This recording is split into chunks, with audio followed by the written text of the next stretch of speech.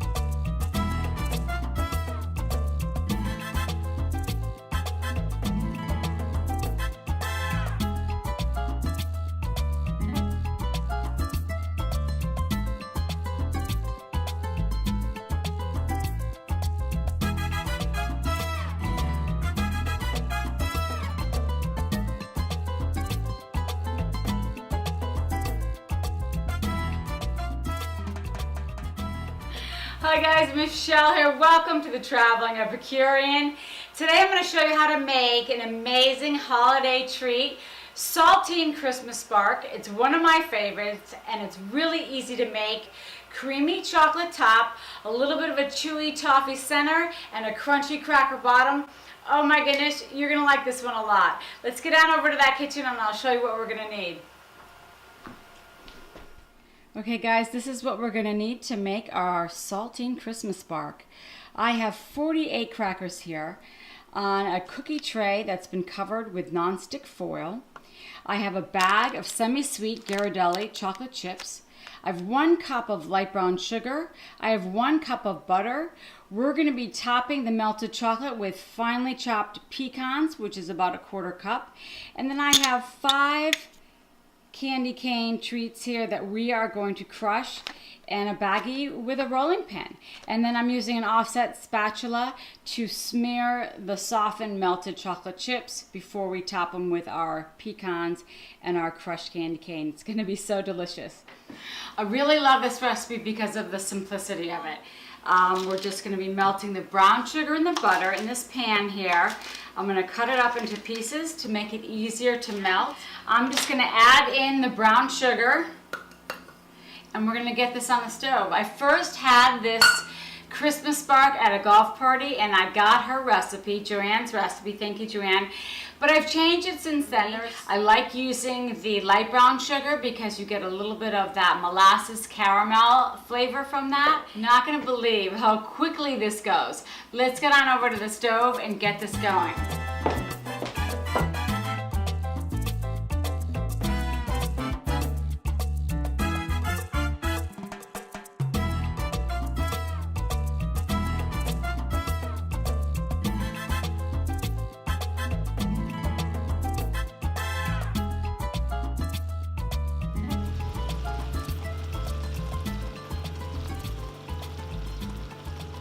Isn't that beautiful? It's almost ready to be poured on the saltine crackers. Okay, look, we're just going to start pouring like this. And then I'm going to go back over with my offset spatula. And I'm going to smooth it out and we're going to pop it into the oven. I'm going to scrape the rest of this out here. Look how beautiful that color is. So simple. And I'm just going to smear it back and forth to make sure that everything is covered. We'll put it into the oven, into a 400-degree oven, just for 5 minutes. Oh my goodness, look at that. Isn't that gorgeous? All right, into the oven it goes for 5 minutes. So I just have a Ziploc baggie and I'm going to put in these 5 candy canes. I love candy canes. I probably eat way too many during the Christmas season. We are going to crush these candy cane and we're just going to sprinkle them over the chocolate. So this way we have the flavor of the candy cane, but you're not breaking your teeth. We're just putting it on for some flavor and a little bit of extra crunch there. See, so look, that's absolutely perfect. I have little bits of candy in there, but most of it's almost even like a powder. It's gonna be perfect for the top of the Christmas bark, just the way I want it. Isn't that beautiful? Oh my goodness. So now what we're gonna do is we're gonna sprinkle on the chocolate chips, because boy, that is just really, really hot right now. You know how hot brown sugar and butter get when you bring them to a boil? So that was 1 cup. Here's another cup. Really, it's a whole bag of Ghirardelli chocolate chips. Oh my goodness, that looks amazing. Fantastic. We're gonna let this warm up and soften those chocolate chips, and then we'll smear it with my offset spatula. Look how beautiful this is. All right, so I've got my offset spatula that I spread the melted brown sugar and butter with. And now I'm just gonna spread the chocolate across this. You need to let it sit for 5 minutes and it really softens up those chocolate chips. I'm gonna turn this around here to the other side. Oh, it's so pretty. What a fun treat. I love this. And it's fun for your kids too. So I'm gonna take some of the pecans and I'm just gonna start to sprinkle them on half of this. You can do plain chocolate too. The great thing about this dessert, you just do whatever your favorite nuts are. You can do crushed walnut. You can do macadamia nuts. I'm gonna leave a little bit plain and then I'm gonna sprinkle this side with the candy cane. Isn't that pretty? I love that.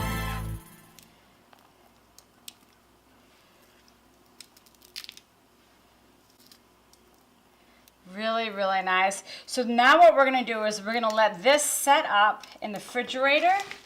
If you wanted, you could put it into the freezer and definitely set that chocolate in half the time.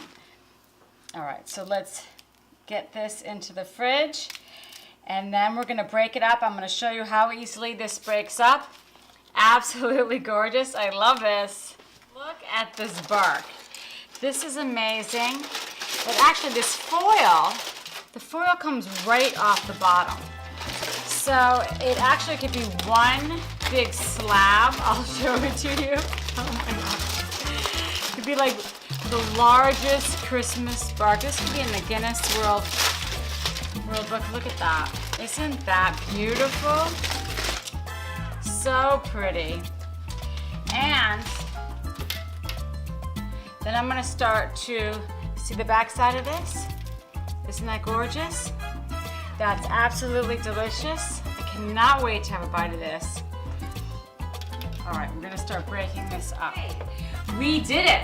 We made Christmas bark from saltines. Out of this world. So easy to make. It's such a fun holiday treat.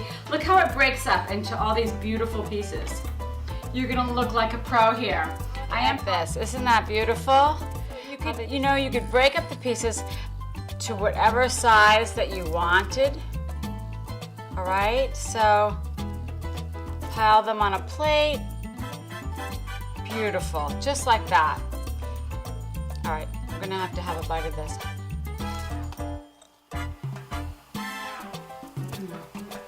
Just one of my, there goes my hat. Just one of my favorite all-time treats. So easy to make. I can't wait for you guys to go try this. You can find it at the Traveling, Epicurean.com. Have a wonderful holiday. We'll see you next week. Ciao.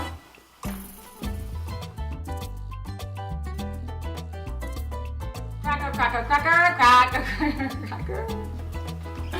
Crackers, sweet and sugary or something like that.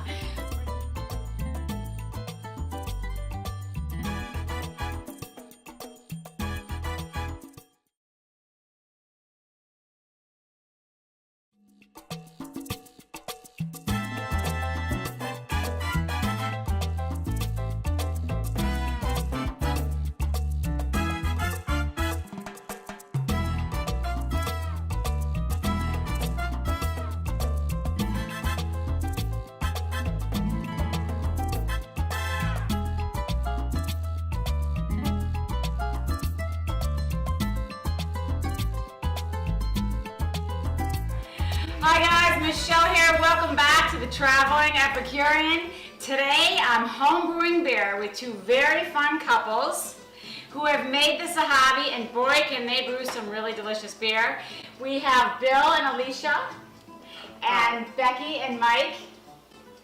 You're just gonna say hi. Hi. I wasn't sure. I was supposed to say hi. So how long have you guys been brewing beer? I think we've been doing this about 3 years. 3 years? Yeah. That's a good long time. Yeah. We've made a lot of beers. I think we've had 135 batches. Oh my And god. only one or two bad And batches, only 1 or 2 bad ones, actually. which is not bad out of Yeah. 135. Yeah. Those are good odds. And about 40 different kinds. So that's Wow. pretty, And now did you start like the traditional way on the stove with the pots before you a got good the machine? friend of mine gave me one of his kits that he had laying Yeah. around, and we did that. And Okay. Like the one that Al yeah, like the said one that together? Al has, exactly. And then Okay. we liked that, and then we saw that Mike actually saw this machine. I don't Yeah. even know how. And where did you find the machine? It was online. They were just promoting it, so I talked to Bill nice. about it. We just jumped right on it. We were the first people. Yeah, we were to one of get the it. very first people. Zymatic is the company. Zymatic. Zymatic. Okay, sounds good. Well, so you call yourselves also the Bilco Boy Brewery. Boys Yeah. Brewery? That's because between our houses is the Bilco to my basement, and we just started down there. So, All right, so let's get down to the basement and start brewing. all right, that We'll show sounds everybody great. what we're gonna Perfect. need. Cheers. Cheers! Cheers. This is where we were the other day at Al's place at Okay. Stomp N Crush, and we had the. And he grain- milled this for us. He milled this for us, so we brought him some of the grain, and then he added the grains, the specialty grain. This is Kathy and Al from Stomp N Crush. Say hi, Al. How you doing? Just say hi, Al. Hi, Al. Hi, Kathy. Different kinds of beer. Yeah. So then we can bring the grain here, and he'll measure it out and grind it, and Monroe, there's one. Do you do this by weight? yeah. Maybe we should let everybody know, like if I were to come into your store and say, hey, I've never brewed a craft beer before, but I want to start this weekend, Okay. how would you set me up? All right, so what you would need is some basic equipment to get started, and fortunately it comes all packaged, pretty much everything you need in a handy box like this, Okay. which is going to run you about $80. 80, that's not bad at all. You will also need, in addition, what doesn't come in the kit is a basic stock pot, Okay. about this big or bigger. So all of this beautiful equipment comes in that box. But is there an information booklet in there, or do I have to keep calling you on the phone to say what do I do next? There is a booklet that comes in here. Okay. Um, Oh, good. It's pretty basic. Oh, But they perfect. talk about the equipment, and Okay. then there's a little booklet here on, nice. on brewing.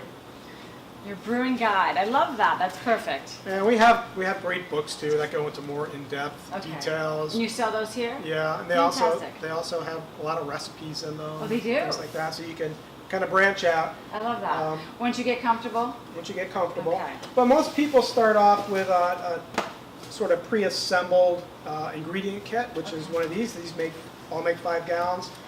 We have probably 30, 40 different styles of beer. Ale yeast. Well, I love this kit. Everything's included in that. Right? Everything, even the caps, are Even the caps. all That's included wonderful. in this kit. yeah. Now, how about the beer bottles for the caps? The beer bottles, you'll have to either drink up a bunch of beer and supply your own, or we also sell. Okay, beer that's bottles. wonderful. Well, thank you, Al. I'm excited. So these are the hops, and you get the hops by weight. Okay. And each hop has its own characteristic and flavor and And that's aroma. the flavoring. Well, you get bittering hops, you have And flavoring. flavoring hops, and aroma hops. So this is a Saison, so this is sort of similar to like a farmhouse ale. I was thinking it was a banana or apricot odor to it. Oh, I like that. That sounds really nice. My wife's favorite. She's got good taste. Yep. Nothing you're supposed to say because she married me. Well, You missed it. You had your opening. so then they go in. And you chose those grains? Yeah, I went by a recipe that I had read about. The Saison. Yeah, Saison. Saison. And so then we'll put the hops in here. Mike's cleaning that. So this is the hop container. So each one of these has a different amount of hops in it. So the way it is, it's graduated. Yeah. So the water goes in here first and goes out. Yeah. And then when it comes to the next one, it goes here, goes to here, and then goes out. So this one will be for an hour, this will be for 10 minutes, and this will be for like 15 minutes. And then, so it goes in here. Yeah. Put the little top on. And then it goes in here.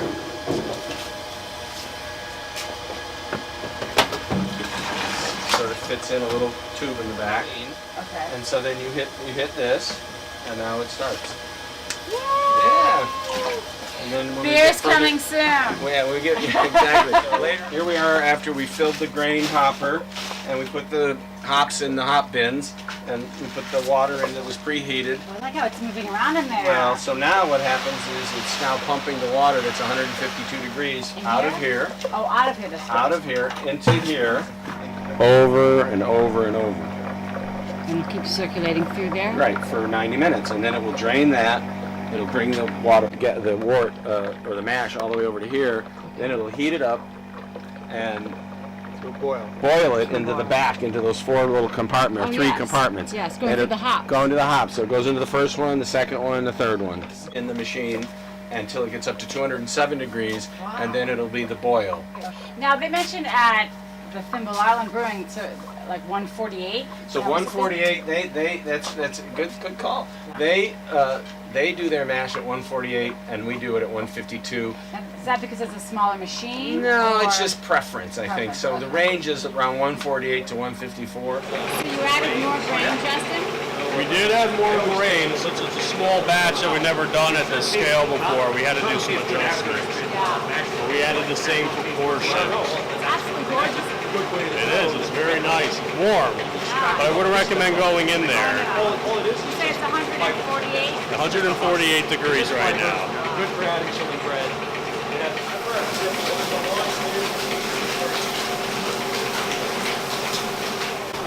So here we are at Thimble Island Brewing Company, meeting Bill and Mike.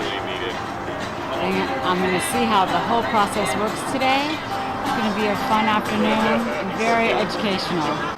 It would be that color. See how it's kind of like brown, right? Yeah. Dark brown. Right. So full test works. We're converted. We're fine. So in other words, his efficiency was good. Right. We have the low He range. took all the stuff that was there and he converted it to a fermentable sugar. Nice. This is going to be a good batch, huh?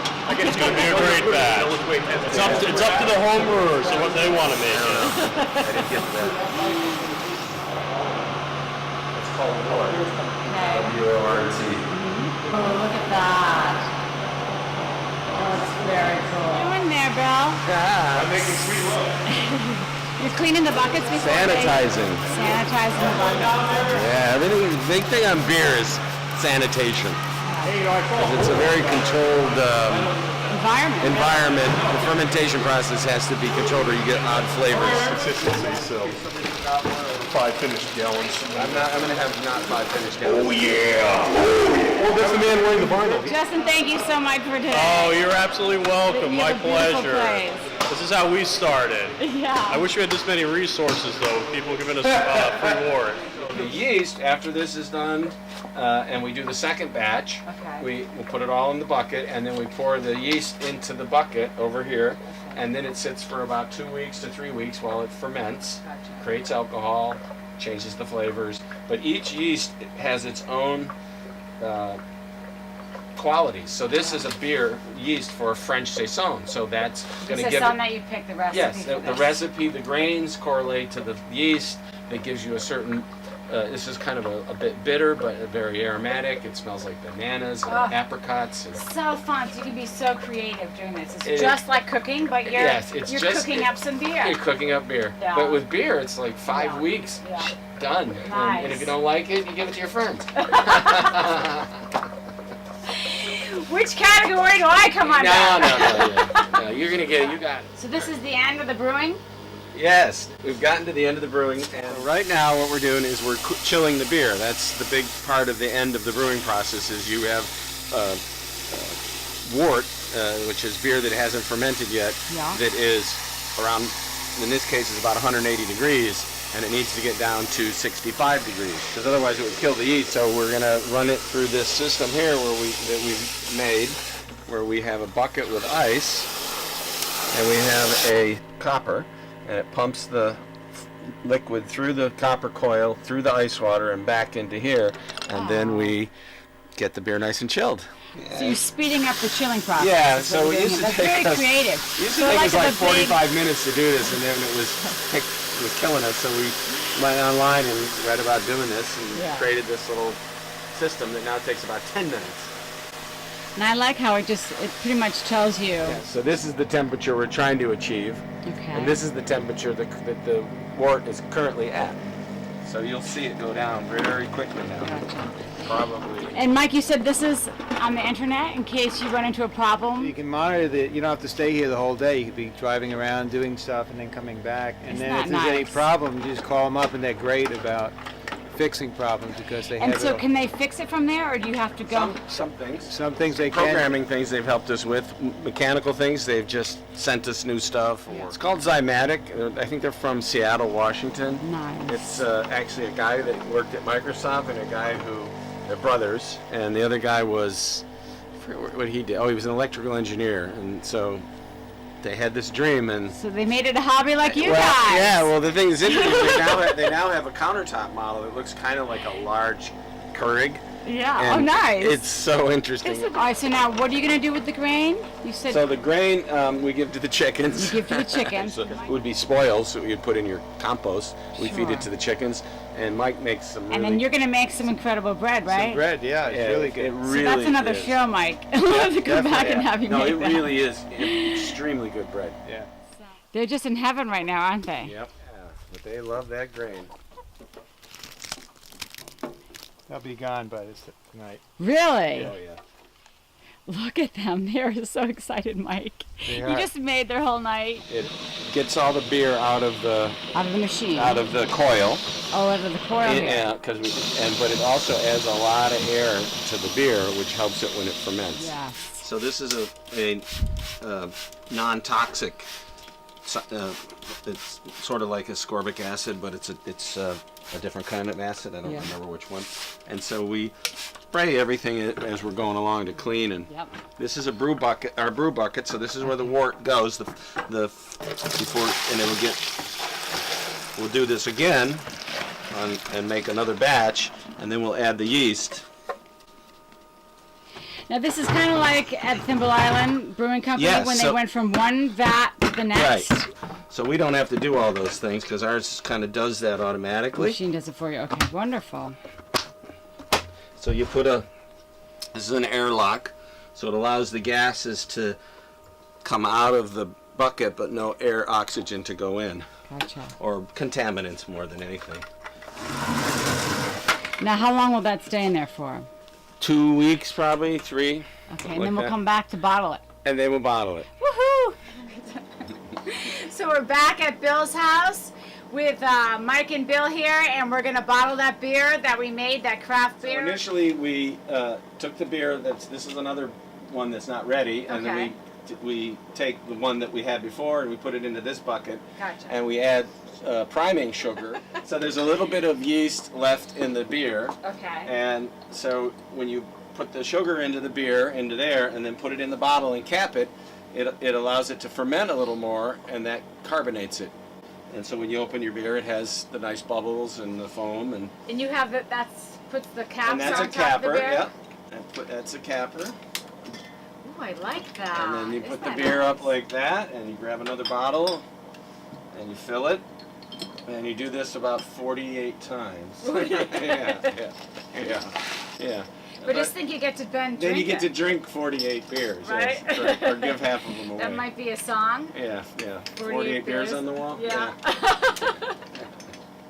And we wait 2 weeks? Yeah, we wait about 10 days, 10 to Oh, 14. so it has to set in the bottle for a couple So weeks. it's called bottle conditioning. So a lot of brewers will put it in a keg and force condition it. So they'll With force, CO2. They'll force Oh, CO2 I into it. see When we that. do it, it's It's called, more of a natural yeah, thing. it's. I think it ends up with a softer beer. Oh, we don't have a bottle in our hand. And Wow! Delicious, isn't it? Look at this girl!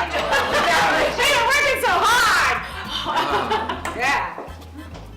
All that beer brewing? yes, and this is what you get when you brew all that beer. You get a Hey, beautiful, this is what you get. Where's your you beer, get a Becky? beautiful glass of beer. Well, I love that. That is so pretty. I mean, you get all that foam up there. Yeah. Some beers more, some beers less. Yeah, and you called that the root beer float last I time? did. Yes. Look how fresh. I mean, you get that head up on top there. That's absolutely gorgeous.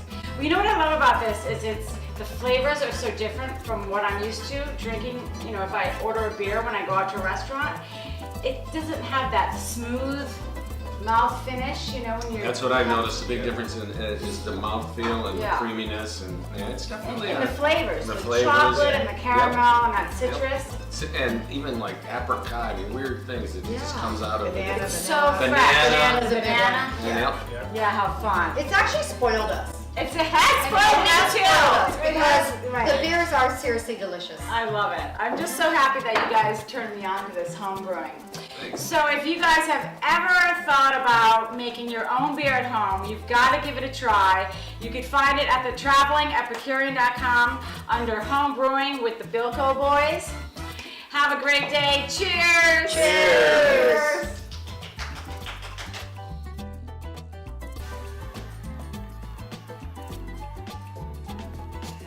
A special thanks to